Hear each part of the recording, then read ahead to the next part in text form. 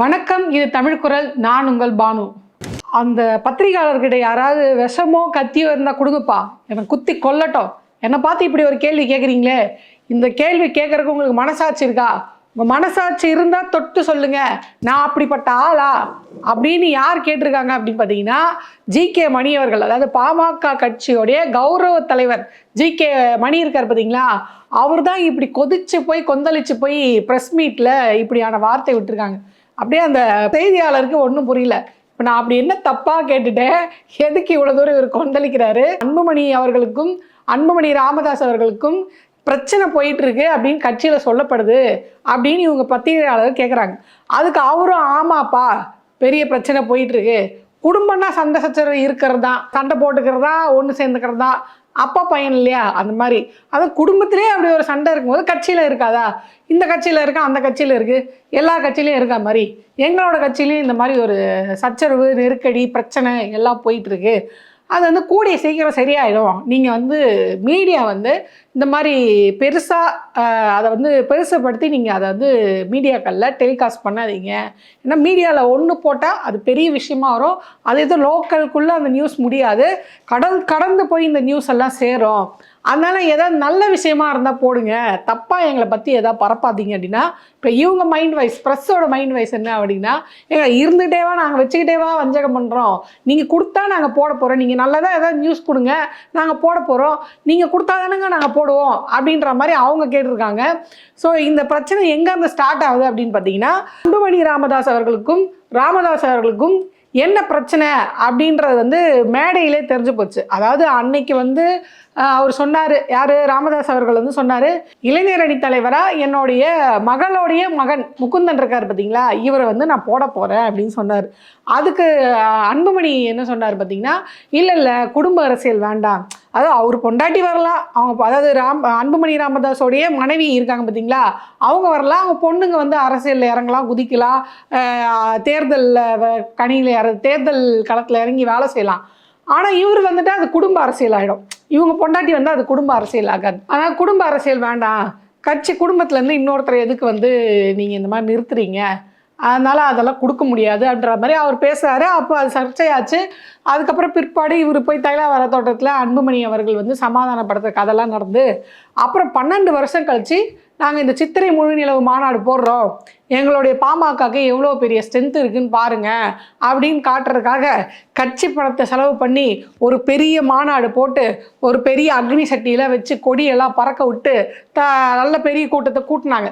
சரி, கூட்டுறாங்களே, 12 வருஷம் கழித்து கூட்டுறாங்களே, ஏதோ கட்சியோட முன்னேற்றத்துக்காகவும் இந்த வன்னியர் சங்கம், பாமகவுடைய வன்னியர் சங்கத்துக்காக கூட்டினது இல்லையா, இந்த வன்னியர் மக்களுடைய வளர்ச்சிக்காகவும் ஏதோ பேச போகிறாங்க அப்படின்னு பார்த்தா இவ்வளோ காசு செலவு பண்ணி அப்பாவும் மகனும் சண்டை போட்டுருக்காங்க. அதாவது ஒரு தேர்தல் வருது, இப்போ 2026 தேர்தல் வருது. பொதுவாக தேர்தல் வந்தால் தேர்தல் களம் எப்படிவா இருக்குன்னா, ஆளுங்கட்சியை பார்த்து எதிர்கட்சி திட்டம், எதிர்கட்சியை பார்த்து ஆளுங்கட்சி விமர்சனம் பண்ணோம், மாற்றி மாற்றி விமர்சனம் பண்ணிப்பாங்க.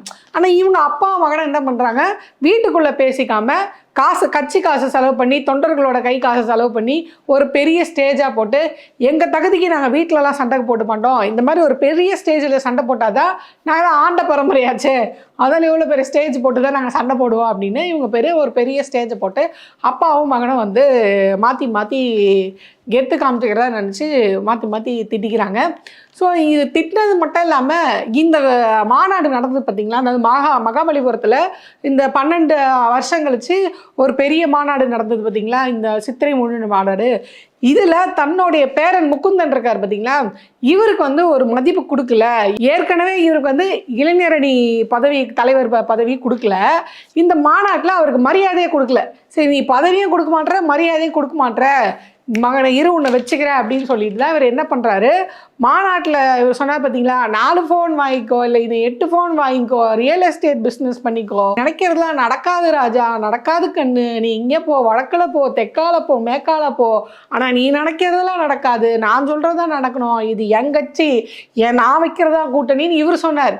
அந்த பக்கம் அவர் என்ன சொல்றாரு, இல்ல இல்ல நிர்வாகிகளால் தேர்ந்தெடுக்கப்பட்டவர் நான் தான், ஸோ ரூல்ஸ் படி பார்த்தா நான் தான் தலைவர், அதனால வந்து நீங்களே வந்து நிர்வாகியாக தான் இருக்க போறீங்க. அவர் சொல்றாரு நான் தலைவர், யாரு ராமதாஸ் சொல்றாரு நான் தான் தலைவர், இந்த கட்சியை நிறுவனது நான் தான், நானே நிர்வாகி, நானே தலைவர், நான் தான் கூட்டணி முடிவு பண்ணுன்றார்.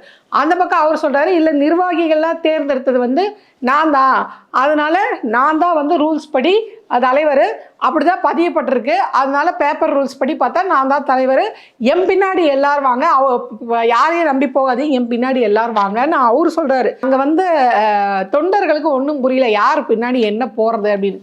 ஸோ ராமதாஸ் அவர்கள் என்ன முடிவு பண்றாருன்னா, சரி பழையபடி என்ன பண்ணுவோம், அந்த போன வாட்டி நடந்தது பார்த்தீங்களா, தைலாவரமா இல்லை வந்து பனையூரா அப்படின்னா அந்த டைம் வந்து பனையூர் பக்கம் பெருசாக கூட்டம் போடல.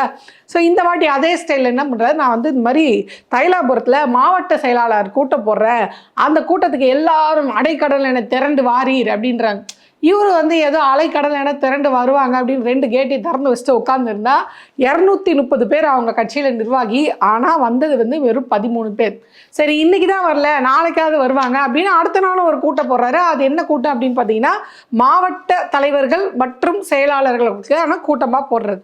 இந்த கூட்டத்திலையும் பார்த்தீங்கன்னா பெருசாக வந்து யாரும் வரல. குறிப்பிட்டு சொல்லணும் அப்படின்னு பார்த்தீங்கன்னா, அன்புமணி அவர்களும், அதான் இவர் சொன்னார் பார்த்தீங்களா, பல செய்கைகள் செய்கிறதுனால அவர் வந்து செயல் தலைவராக இருப்பாருன்னு, அந்த செயல் தலைவர் அன்புமணி ராமதாஸ் அவர்களும் இன்னும் அவருடைய ஆதரவாளர்களும் யாருமே வரல அப்படின்னோடனே இவர் அப்செட் ஆகிருக்காரு. என்னடா இது இவ்வளோ பேர் தான் வந்திருக்காங்க, இவங்களை வச்சு நம்ம என்ன பண்ணுறது அப்படின்னு யோசிச்சிருக்காரு. உடனே அவங்கள பதவியை விட்டு தூக்கிடலாமா அப்படின்னு சொன்ன உடனே அங்கே இருந்த ஜி.கே. மணி அவர்கள் என்ன சொல்லியிருக்காரு, இல்லைண்ணே மாநாடு நடந்திருக்கு, ரொம்ப கடுமையாக உழைச்சிருக்காங்க இந்த மாநாட்டுக்காக, பஸ்ஸு வச்சு வேன் வச்சு ரோட்டெல்லாம் ஆக்கிரமிப்பு பண்ணி ரோட்லேயே கிரிக்கெட் விளையாடி அப்படியே ஆடி அசைஞ்சு எல்லாம் வந்து களைச்சி போயிருக்காங்க, மாநாடு பணி செஞ்சதுனால களைச்சி போயிருக்காங்க, அதனால் எல்லாருமே வீட்டிலேயே படுத்துட்டாங்க அப்படின்னு படுத்ததுனால அதை வீட்டில் ரெஸ்ட் எடுத்ததுனால அவங்கள வந்து அவசரப்பட்டு கட்சியை விட்டு தூக்காதீங்க அப்படின்னு ஒரு அட்வைஸ் பண்ணியிருப்பாங்க போல இருக்கு. அதில் வந்து அவரை ஃபுல் தள்ளியிருப்பாங்க போல ஜி.கே. மணி அவர்களை. யார் ராமதாஸ் அவர்கள் இதில் டென்ஷன் ஆகி போய் ப்ரெஸ் மீட் கொடுக்க வந்தவர், எங்கள் கட்சியில் பூசல் இருக்குது, நெருக்கடி இருக்குது, இதெல்லாம் உண்மைதான் அப்படின்னு சொல்லியிருக்காரு.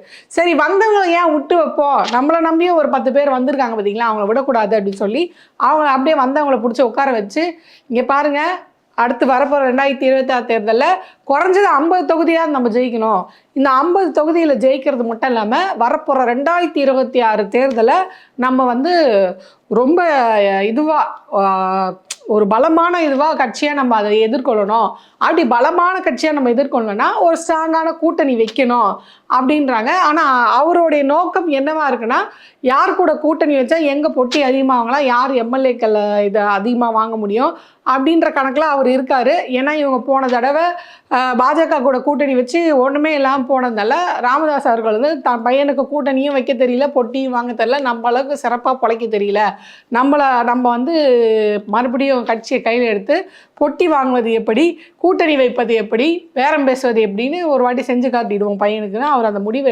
எடுத்திருக்காரு. இருந்தாலும் தம்பி அதாவது மகன் வந்து ஒத்துக்க மாட்டார். இல்லை இல்லை எனக்கு அதெல்லாம் தெரியும், ஆனால் வந்து இப்போ நடக்கிற சுச்சுவேஷன் தான் அப்பாவுக்கு புரியல, ஏன்னா என்னோடய ஃபைல் வந்து அங்கே மாட்டியிருக்கு, எனக்கு வேறு ஆப்ஷனே கிடையாது, அது ஒரே எடுத்து நான் ஒரு முட்டு சந்தில் மாற்றிட்டு இருக்கேன், இப்போ நான் கூட்டணி வைக்க மாட்டேன்னா அவங்க ஃபைலை மறுபடியும் எடுத்துருவாங்க, அதனால் அந்த கேஸில் நான் சிக்காமல் இருக்கணும்னா அங்கே தான் கூட்டணி வைக்க முடியும், முடிவு எடுக்கிற இடத்துல நம்ம இல்லை, தயவுசெய்து இதை புரிஞ்சுக்கோங்கப்பா அப்படின்னு அவர் சொல்கிறாரு. இப்போ அன்புமணி மட்டும் சொல்லலை, அன்புமணி அவர்களுடைய ஆதரவாளர்களும் சொல்கிறாங்க, உங்களுக்கு 80 வயசு ஆயிடுச்சு, தயவுசெய்து நீங்கள் போய் ரெஸ்ட் எடுங்க ஐயா, நீங்கள் உங்களோட அயராத உழைப்பை கொஞ்சம் குறைச்சிக்கோங்க, நீங்கள் அயராது உழைச்சி கட்சி இந்த அளவுக்கு முன்னேறிச்சு, இந்த வயசுலேயும் நீங்கள் என்னென்னா இந்த கட்சி வந்து முழுக்க உங்களோட கட்டுப்பாட்டில் இருக்கணும்னு நீங்கள் நினைக்கிறீங்க, இப்போ தான் இளைஞர்கள்லாம் வந்து பாமகக்குள்ளே வர்றாங்க அப்படின்னு அவங்க சொல்கிறாங்க. நிறைய பேர் என்ன சொல்கிறாங்கன்னா, பாமகலேருந்து நிறைய பேர் விஜய் அவர்களுடைய கட்சிக்கு போயிட்டாங்க, ஸோ பாமக வந்து விஜய் அவங்க கட்சி வந்து அவங்களுடைய பாமகவுடைய ஓட்டை உடைச்சி விஜய் அவர்கள் கட்சிக்கு எல்லாரும் போயிட்டு இருக்காங்க, இங்கே எந்த ஒன்றும் இல்லை, இன்னைக்கு காலங்காலமாக இவங்க கூட்டணி மாற்றி விற்கிறது இப்படியே தான் ஓடிட்டு இருப்பாங்க. அதை தான் வந்து அன்புமணி ராமதாஸ் அவர்கள் வந்து மேடையில் சொன்னார், இந்த பஞ்சு டைலாக் பேசுகிறவங்க பின்னாடி அடுக்குமொழி பேசுகிறவங்க பின்னாடி போகாதீங்க, என் பின்னாடி வாங்க அப்படின்னு அவர் வந்து சொன்னார். ஆனால் நிலமை வேறு மாதிரி போயிட்டுருக்கு. இதை புரிஞ்சுக்காமல் இவர் வந்து இப்படி மறுபடியும் வந்து நான் சொல்கிற கூட்டணி வைன்றாரு. அப்டேட் ஆகலையே நம்ம டேடி அப்படின்னு அவர் வந்து ரொம்ப வருத்தத்தில் சொல்கிறாரு. ஸோ விஷயம் வந்து என்னென்னா, இப்போ தான் இளைஞர்கள்லாம் வராங்க, கட்சி பெருசாகிட்டு இருக்கு, அதனால மூத்த நிர்வாகிகளுக்கெல்லாம் வந்து பதவி கொடுக்கணும் அப்படின்ற பிரச்சனையும் ஒரு பக்கம் போகுது. ஆனால் அந்த பக்கம் அன்புமணி ராமதாஸ் அவர்களுடைய ஆதரவாளர் என்ன சொல்கிறாங்க, இளைஞர் கையில் கொடுங்க கட்சியை, நாங்கள் எப்படி ஜெயிச்சு காட்டணும் மட்டும் பாருங்கள், அதனால் வயசானவங்கள வழிவிடுங்க அப்படின்ற பிரச்சனையும் போயிட்டு இருக்கு. ஸோ அதன் காரணமாக தான் ராமதாஸ் அவர்கள் கூடிய கூட்டத்துக்கு யாருமே வந்து ஆதரவு தெரிவிக்கல, அங்கே யாருமே போல. இன்னும் பழைய தலைகள் கொஞ்சம் 1-2 பேர் இருக்காங்க பார்த்தீங்களா, அவர் மேலே, அதாவது ராமதாஸ் அவர்கள் மேலே மரியாதை வைத்திருந்த பழைய ஆட்கள் தான் போய் அவரை சந்திச்சிருக்காங்க. ஸோ இப்போ எல்லாரும் ஒன்று திரண்டு அன்புமணி அவர்கள் பின்னாடி நின்றுட்டு இருக்காங்க அப்படின்ற நியூஸ் வருது. ஸோ அன்புமணி ராமதாஸ் அவர்களுடைய தலைமையில் பாமக ஒருங்கிணைதா, ராமதாஸ் அவர்கள் வந்து வயது மூப்பு காரணமாகவும் இன்னும் அவருடைய மனநிலையோடைய வச்சு அங்கே இருக்கவங்க ஏதோ, அதாவது அந்த கூட இருக்கவங்க வந்து அவரை வந்து மிஸ்கைட் பண்ணுறாங்க. அதாவது அன்புமணி அவர்களுக்கு என்னன்னா தன்னுடைய மருமக வரணும், தனக்கப்புறம் தன் மருமக தான் இந்த கட்சியை வந்து இது பண்ணி போனோம் அப்படின்னு அன்புமணி அவர்களுக்கு அவங்களுடைய ஒய்ஃப் இருக்காங்க பார்த்தீங்களா, சௌமியா அன்புமணி, அவங்க அந்த மாதிரி கைட் பண்ணதுனால மருமக பேச்சை கேட்டுட்டு நம்ம மகன் இப்படி பண்ணுறானே, ஏப்பா நேற்று நீ கல்யாணம் பண்ண குழந்தை பெற்ற, உனக்கே பொண்ணு மேலே அவ்வளோ பாசமாக இருந்தால் இந்த கட்சியை உண்டாக்குனதுனாரு, நிறுவனது நான், இந்த கட்சி இவ்வளோ தூரம் வளர்த்து கொண்டு வந்தாரு, எனக்கு மட்டும் பொண்ணு பாசம் இருக்காதா, உனக்கு பொண்ணு பாசம் இருக்க மாதிரி தான் எனக்கு பொண்ணு பாசம் இருக்கும், அதனால என் பையனுக்கு ஏதாவது இந்த சொத்துல, அதாவது இந்த கட்சியில் பங்கு வேணும் இல்லையா, அதனால முக்குத்தனுக்கு வந்து நீங்கள் வந்து மாநில, அதாவது இளைஞர் அணி தலைவர் பதவியை கொடுத்துருந்தா அவரோட பிரச்சனை இல்லை, கொடுக்காதனால இனி அந்த சீட்டில் அவரை உட்கார வைக்காம நான் ஓய மாட்டேன் அப்படின்ற மாதிரி அவர் இறங்கியிருக்காரு. ஸோ அதனால தான் அன்னைக்கு வந்து மேடையில் அவர் என்ன சொல்லியிருக்காருன்னா, நீ இல்லைன்னா நீ போ, நீ தீயா வேலை செய்கிறதுக்கு இளைஞர்கள் இருக்காங்க, நீ 4 ஃபோன் வச்சுருக்கோ இல்லை 8 ஃபோன் வச்சுருக்கோ இல்லை ரியல் எஸ்டேட் பிஸ்னஸ் பண்ணு, போகிறதா இருந்தால் நீ போ, அதை பற்றி எனக்கு கவலை இல்லை அப்படின்னு அவர் பேசினது காரணமே அந்த இடத்துல முகுந்தன் அவர்களை கூட்டிகிட்டு வந்து உள்ளே வைக்கலாம் அப்படின்ற ஐடியா தான் மிரட்டி பார்க்குறாரு அன்புமணி அவர்களை. ஆனால் இப்போ அன்புமணி அவர்கள் வந்து என்ன ப்ரூவ் பண்ணுறாருன்னா, உங்கள் பின்னாடி ஒருத்தரும் இல்லை டேடி, எல்லாரும் என் பின்னாடி தான் இருக்காங்க, அதனால் நான் வந்து மோடி பேச்சு தான் கேட்பேன் டேடி, உங்கள் பேச்சு கேட்க மாட்டேன், என் பின்னாடி இன்றைக்கி கட்சி வந்து நிற்க ஆரம்பிச்சிருச்சு, ஸோ இதோட நீங்கள் வந்து ரிஸ்க் எடுங்க அப்படின்ற மாதிரி சொல்லப்படுது. ஸோ இன்னும் பாமகக்குள்ளே இந்த பிரச்சனை வந்து அதிகமாகிட்டே போகுது. இப்போ எங்கே இவர் இந்த மாதிரி, அதாவது நான் ஆரம்பத்தில் சொன்ன பார்த்தீங்களா, ஜிகே மணி அவர்கள் வந்து சொன்னார் இந்த மாதிரி அப்படின்னு, அது எங்கே வருது அப்படின்னா, இவர் வந்து ப்ரெஸ் மீட் கொடுக்குறாரு. இந்த மாதிரி கூட்டமே வராமல் ஒரு கூட்டம் நடந்தது பார்த்தீங்களா, இந்த கூட்டத்தில் இவர் என்ன வச்சு செஞ்சாங்கன்னு தெரியல, அந்த டென்ஷனோட இவர் வெளியே வந்து மீட்டிங், அதாவது ப்ரெஸ் மீட் கொடுக்குறாரு. இந்த ப்ரெஸ் மீட்டில் இவங்க எல்லாம் இதை பற்றி பேசுகிறாங்க. ஆமாம், இந்த மாதிரி பாமகக்குள்ளே இந்த மாதிரி பிரச்சனை இருக்குது, அவங்க ஆனால் கூடிய விரைவில் ஒன்று சேர்ந்துருவாங்க, நீங்கள் வந்து தவறாக பரப்பாதீங்க, நல்ல செய்தியாக போடுங்க, இதை நாடு எங்கே பார்க்குறாங்க ஆகும்னு கேட்கும்போது இதில் ஒருத்தர் வந்து கேட்டார், என்ன கேட்டிருக்காருன்னா, நீங்கள் தான் இந்த பிரச்சனைக்கே முக்கிய காரணமாமே அப்படின்னு கேட்டவர் டென்ஷன் ஆகிட்டார். ஐயோ, என்னை பார்த்தா இந்த கேள்வி கேட்டீங்க, நான் அப்படிப்பட்டவனா, என்னை வந்து இந்த மாதிரி கேள்வி கேட்கலாமா, ஒரு கத்தியோ விஷமோ இருந்தால் அந்த அவர்கிட்ட கொடுங்க, அந்த தம்பி என்னை குத்தி கொல்லட்டும், நான் அந்த மாதிரி ஆளே கிடையாது, உங்கள் மனசாட்சி கையை வச்சு சொல்லுங்கள், நான் அந்த மாதிரி ஆளா, நான் 45 வருஷமாக இந்த அரசியல் வாழ்க்கையில் இருக்கேனே, என்னை பார்த்து இந்த கேள்வி கேட்டு போட்டிங்களே, அது மட்டும் இல்லாமல் எம்ஜிஆர் அவர்கள், கலைஞர் அவர்கள் காலத்துலேருந்து எனக்கு பல வாய்ப்பு வந்ததே, ஆனால் எனக்கு வந்து பாமக தான் முக்கியம்னு சொல்லி இந்த கட்சிக்காகவே, இந்த வன்னியர் இதுக்காக நான் வந்து என்னோட வாழ்க்கையை தியாகம் பண்ணனே, என்னை பார்த்து இந்த கேள்வி கேட்டுட்டீங்க அப்படின்னு அவர் வந்து கும்பரி இருக்கார் பாவம்.